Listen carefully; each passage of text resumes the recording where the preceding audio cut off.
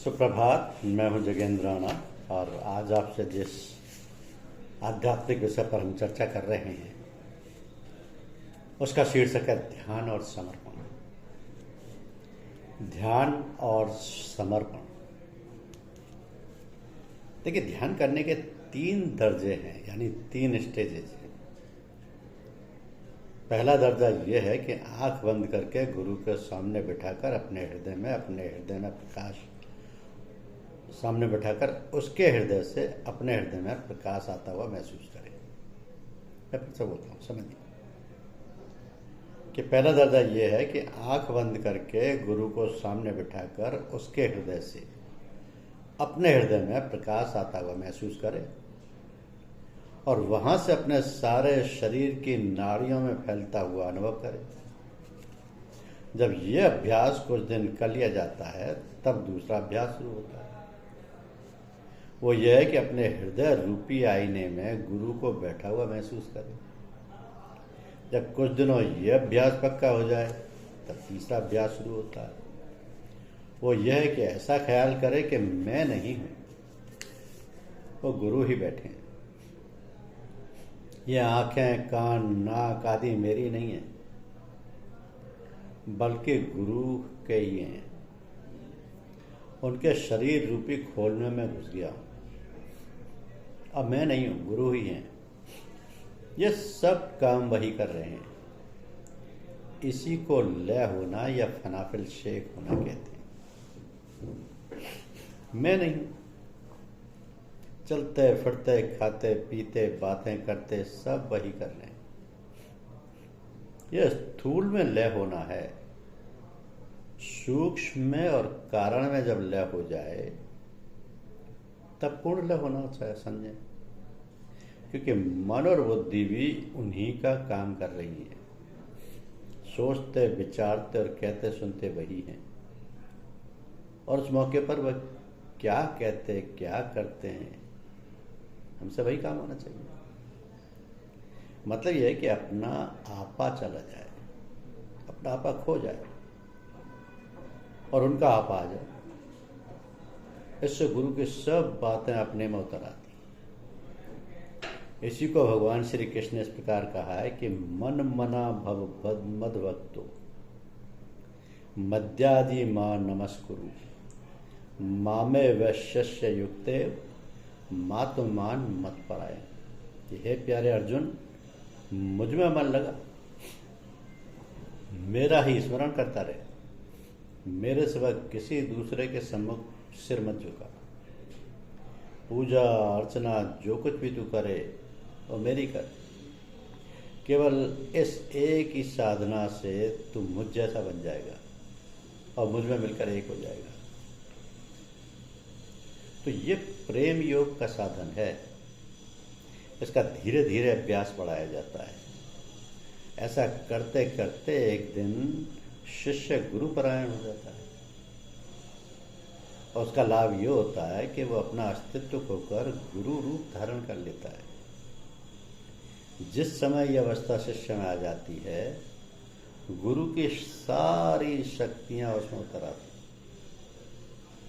जिस स्थान तक उसका गुरु पहुंचा हुआ होता है उसी स्थान तक शिष्य भी एकदम बिना कुछ किए धरे जा पहुंचता है।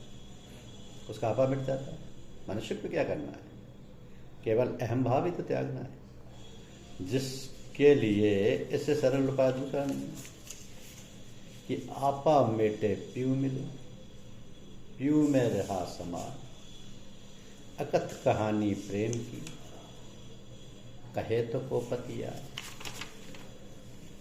इसी संबंध में सूफी कहते हैं कि तू दरो गुमशो कमाल इनेस्तो बस। अर्थात तू उसके अंदर लीन हो जा, यही कमाल है और बस यही कमाल है। तो इसके लिए जो ईश्वर के नजदीक हृदय से नहीं रोता है, प्रार्थना नहीं करता है, उसका सही आना कठिन है। कितनी भी पूजा पाठ क्यों ना करे, विशेष लाभ नहीं होता। चाहे जैसी हालत हो, ईश्वर से गिड़गिड़ाता ही रहे कि हे ईश्वर, मुझ में अपनी भक्ति उत्पन्न कर दे। प्रार्थना के पीछे धन्यवाद किया जाता है, शुक्रिया किया जाता है कि हे प्रभु, यह अपार दया और कृपा तूने की है, मुझसे कभी ऋण नहीं हो सकता।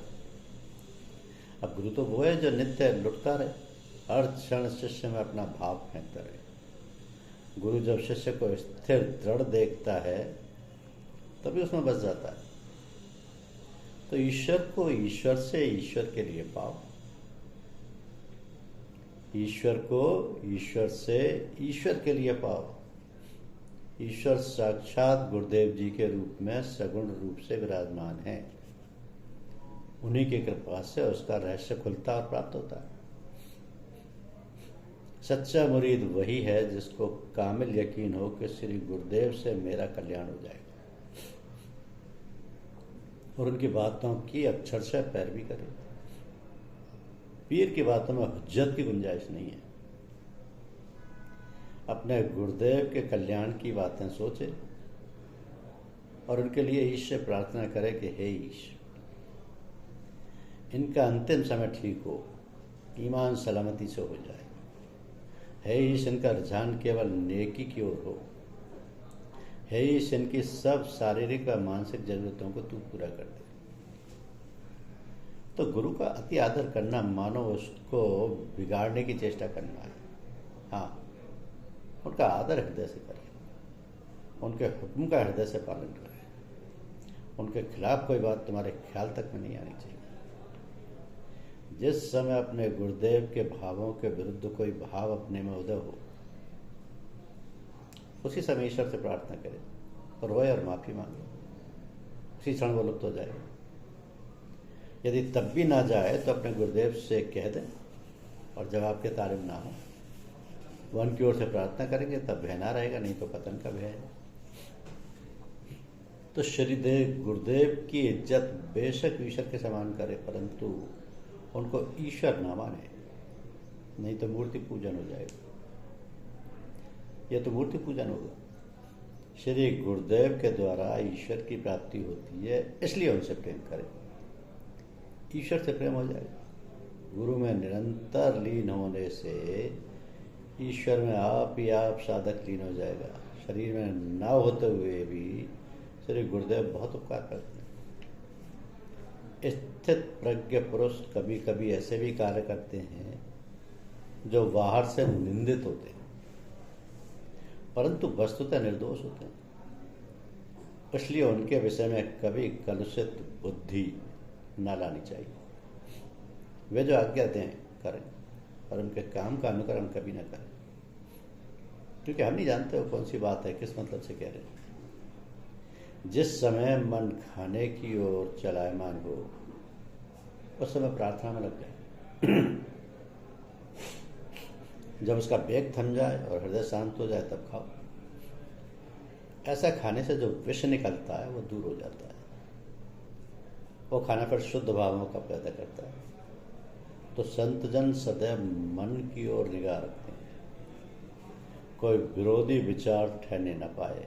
आया नहीं कि गया, लहर जैसी आई वैसी वापस गई। कायर पुरुष उसको हृदय में स्थान देते हैं। हाँ, जब मन बहुत जोर करे तब उसके साथ लड़ाई ना करें, नहीं तो पीछे हमें गहरे गड्ढे में गिराएगा। प्रार्थना द्वारा उसे प्रेम से जीतने की कोशिश करनी चाहिए। मन में संकल्प विकल्प आने दो। तुम अपने मार्ग से विचलित ना हो, चलते जाओ, उनकी ओर मत ताको। ये तो मन का स्वभाव ही है। जब तुम मन से विरोध करोगे तो तुम बच नहीं सकते। झगड़े में पड़कर अपनी राह खो बैठोगे। तो भक्तजन कुछ नहीं चाहते। चक्रों के खोलने और भीतर के चमत्कारों की और दृष्टि नहीं करते, केवल ईश्वर को चाहते हैं। सच्ची फकीरी मजहबी बुवास से मुवर्रा है। सच्ची फकीरी मजहबी बुवास से मुवर्रा है। साहिबे तमकीन हमेशा एक रस रहते हैं, चाहे तबीयत लगे या नहीं लगे। क्योंकि उनका मकसद अल्लाह के सिवा कुछ भी नहीं। साहिब तलवीन, तबीयत लग गई तो बहुत खुश, वरना गिला करते हैं। तो साहिब तमकीन और साहिब तलवीन ये दोनों अलग अलग चीज़ें हैं। चाहिए तो ये कि ईश्वर को इस हाल में भी धन्यवाद दें कि उसने इस समय यही उत्तम समझा। यह हालत आई नहीं कि तारीकी यानी अंधकार भी मित्रता करके रोशनी पैदा कर देती है। हर हाल में खुश रहना चाहिए और जो भी हालात हो उसको गुरुदेव की ओर से समझें। जिसने इस राह में कदम रखा वो अपनी जान सलामत ना ले गया। यदि उसे पहले चिंताएं थीं तो वो कम से कम सवाई तो अवश्य ही होगी। उस ईश्वर को धन्यवाद है जो ऐसी चिंताएं देकर भी अपनी याद करा लेता है। यह दुख तो सुख का कारण होगा। चाहिए कि जिंदगी सब्र और शुक्र के साथ बिताए। तो मैं अपने भक्तों के साथ वैसा ही बर्ताव करता हूँ जैसा अपने विमुखों के साथ हम तुम्हें करूँगा। मेरे भक्तजन दुनिया में सदा 3 तापों से दुखी रहेंगे। शरीर से रोगी, दुनिया में अनादर पाते हुए और पैसे से दुखी। तो जो ईश्वर के लिए व्याकुल होता है वही उसे पाता है। जो गुरुदेव के दर्शन के लिए व्याकुल होता है उसे ईश्वर मौका देता है। जो इसकी परवाह नहीं करता वो मन उसे अनेक कार्यों में व्यस्त रखता है, गुरुदेव के दर्शन का मौका खो देता है। गुरु वचन वेद वचन है। गुरु वचन वेद वचन है। जब तक निज कृपा नहीं होती, गुरु कृपा और ईश्वर कृपा नहीं होती। जब निज कृपा होती है तब ईश्वर कृपा उदय होती है और दोनों गुरु कृपा में लय हो जाते हैं। तो जो हृदय के अंधकार को रोशनी में बदल दे वही गुरु है। जब चित्त में कोई ख्याल गुरुदेव के खिलाफ ना उठे तब सही हालत है। सबको ईश्वर के भरोसे छोड़कर निर्द्वंद होकर विराजिए, सुंदर अवस्था उदय हो। भरोसा किसी पर न करना चाहिए। भरोसा केवल एक ईश्वर का उचित है। अवतार पर भी भरोसा नहीं, हाँ केवल उसका जरिया मानो, परंतु भरोसा ईश्वर पर करो। इन 6 जनों की बख्शीश नहीं होती। सूदखोर, चुगली करने वाला, सामने भेद खोलने वाला, नशा पीने वाला, परस्त्रीगामी और अपने लिए धन संचय करने वाला, इनके गुनाहों को बख्शा नहीं जाता।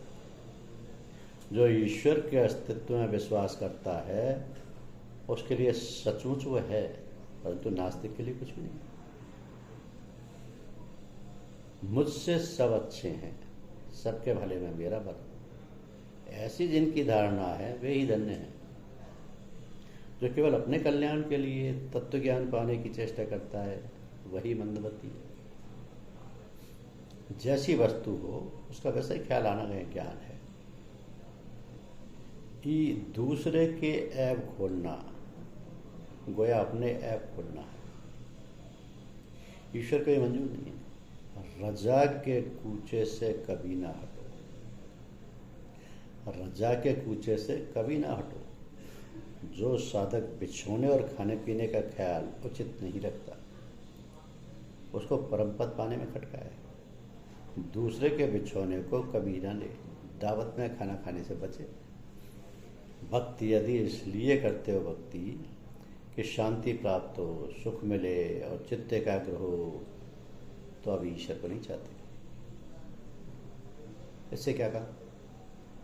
केवल उसकी इच्छा पर संतुष्ट हो, ये भक्ति का मार्ग। तो दुनिया के कामों में तो समय की काफ़ी पाबंदी की जाती है। उचित समय से 5 मिनट पहले ही पहुंचते हैं, परंतु ईश्वर संबंधी कामों में जब फुर्सत मिले तब चेत होता है। तो कितनी उदासीनता चाहिए। जो ये कहता है कि क्या करूं, मुझसे ऐसा नहीं बन पड़ता, मैं कमजोर हूँ, मेरी बुद्धि तीव्र नहीं, विवश हूँ, उस आदमी को ईश्वर पर यकीन नहीं। उसने ईश्वर पर भरोसा करना ही नहीं सीखा। फिर भक्ति की बात ही क्या। ईश्वर के नज़दीक सभी बातें मुमकिन हैं, सब कठिनाइयाँ आसान हैं। मर्द वही है जो ईश्वर पर भरोसा करे और हिम्मत रखे, उसी को ईश्वर का दीदार होता है। तो राम नाम में जिसने सोच विचार किया वो गया। ईश्वर प्राप्ति के लिए तैयारियां ना करें, विचार आया चल दिए। ईश्वर कृपा में कुछ भी हर्ज नहीं होगा, सब काम अपने आप सुधर जाते हैं। धन्यवाद।